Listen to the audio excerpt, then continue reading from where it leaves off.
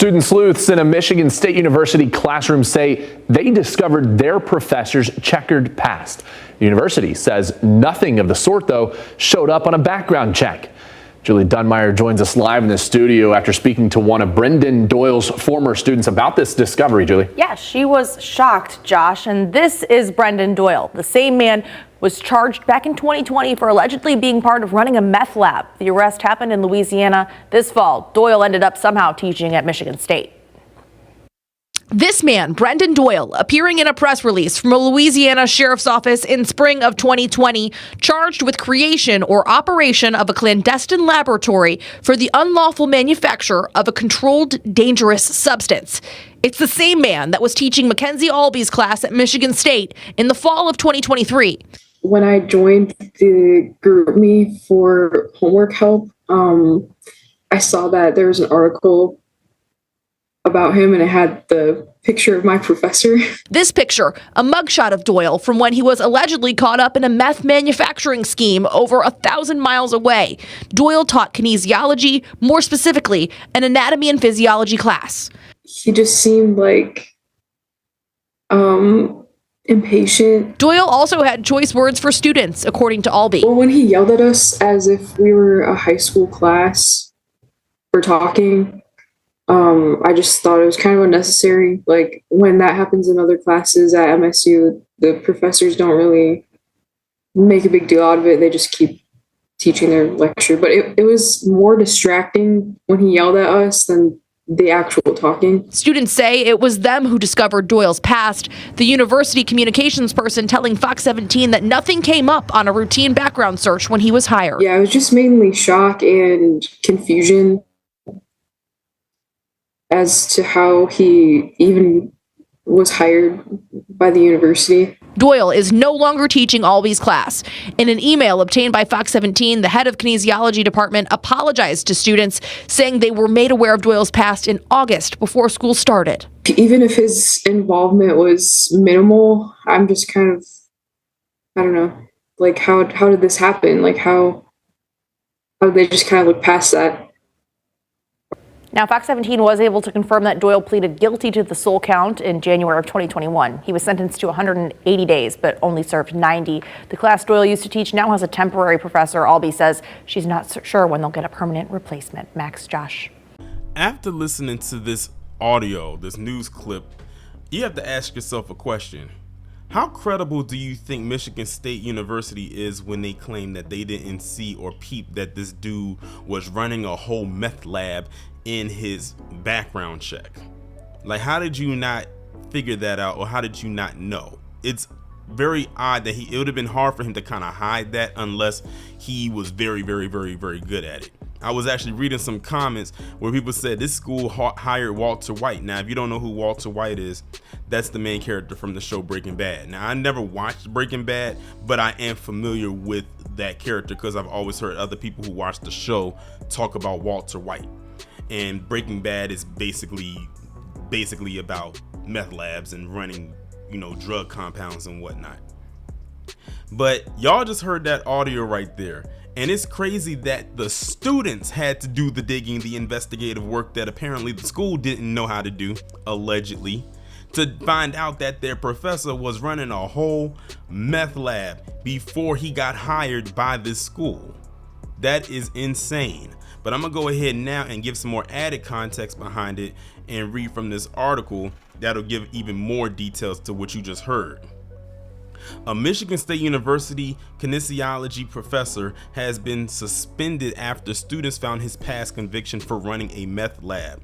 Brendan Doyle was charged in Louisiana in 2020 for the creation or operation of a clandestine laboratory for the unlawful manufacture of controlled dangerous substance. So there you go right there. He was charged 3 years ago. How did the school that hired him not know that? It would have been on the record. And it's pretty public knowledge, and you still hired him anyway. This is where the Operation Protect the White Boy comes in, because you knew that this guy ran a whole meth lab. You had to have known, and you still hired him anyway. Meanwhile, there's black people out here who can't even get a decent job just for having a little bit of weed. This guy was running a whole meth lab, and he became a professor at Michigan State University.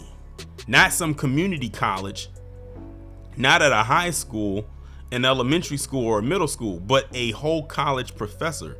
Not saying that he should have got hired by any of the other schools that I mentioned. He shouldn't have been hired at all. He pleaded guilty and was sentenced to 180 days behind bars, but only served 90. Doyle was hired by the Big Ten University for the fall semester, but was quickly suspended after his erratic behavior in class led some students to do some digging into his past. It's probably because he was getting high on his own supply.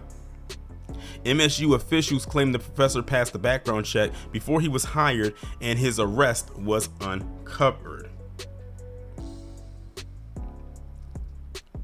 Students said he frequently canceled class on short notice, raising suspicion. First off, kudos to the students for putting on their thinking caps and saying something is just wrong with this dude. Like, they didn't just brush it off as, oh, maybe he's just not feeling well this day, or whatever the case may be. They actually did so. They put on their detective cap and said, let's find out what's really going on with our professor, because he's not acting like a normal human being right now. He's acting very strange. Mackenzie Albee, who was one of Doyle's students at Michigan State, told Fox 17, when I joined the group me for homework, I saw that there was an article about him. It had the picture of my professor. He was just erratic and he just seemed impatient. He appeared in the LaForge Parish Sheriff's Office press release and in articles that outlined his involvement in a meth lab in Thibodaux, Louisiana. He was previously employed at Nicholls State University in Thibodaux before his 2020 arrest. On March 20th, 2020, a person discovered a bucket and trash bag smoking under a bridge and decided to report it to authorities. Deputies and narcotics agents arrived on the scene and confirmed the presence of items commonly associated with the manufacture of methamphetamine. Agents determined the smoke was caused due to chemical reactions still taking place at that time. The items were safely processed and neutralized, said the sheriff's office press release. In January 2021, Doyle was jailed for his role in the making of the drug. When students found his previous arrest, Michigan State suspended him from the kinesiology department. The head of kinesiology department, the study of the human body movement, reached out to his students and formally apologized. When he yelled at us as if we were high school class for talking, I just thought it was kind of unnecessary. Like, when that happens in other classes at MSU, the professors don't really make a big deal out of it. They just keep teaching the lecture. It was more distracting when he yelled at us than the actual talking, Albee said. It is unclear if Doyle has been paid and how much for the semester. A temporary educator has taken over his class. Even if his involvement was minimal, how did this happen? How did they look past it or not know at all? Albee said. Oh, I can guarantee you they had to have known. Because like I said, there's no way that he could have gone through the hiring process and the background check and they did not come across that. Like, how did you miss a very glaring blemish in this man's record of him being arrested and charged for running a meth lab? And it's public knowledge. That's something that will stay on his record for the rest of his life. He should not have been hired, let alone interviewed for a job at this school.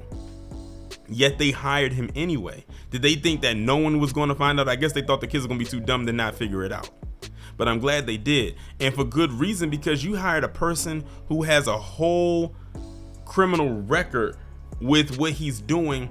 And he could have easily gone to a place to be, I don't know, say, for example, make meth on the campus. He could have turned one of them classrooms into an underground meth lab if he wanted to. If he's able to do it outside of a school, imagine what he could do with the resources that are there at his disposal. Then that would have looked really bad on the school once that got out, and then they would have said, well, by the way, back in 2020 he was arrested for running a meth lab and it's public knowledge, and this school hired him anyway. Then the school would have really looked bad, because then you would have lost donors, you would have lost money, you would have lost funding, there would have been lawsuits all over the place, people wouldn't have sent their kids there. So yeah, it doesn't look good. It still doesn't look good because people are going to speculate. Like, you had to have known. Even the students are wondering, how did you quote unquote not know that this dude had ran a meth lab and got arrested and charged for running one, and you still hired him, and you didn't go through the process of trying to find that out? Like, it's right there. And the thing is, when you're doing a thorough background check, you can go back as far as you want to. As far as you want to. To go back 3 years is absolutely nothing.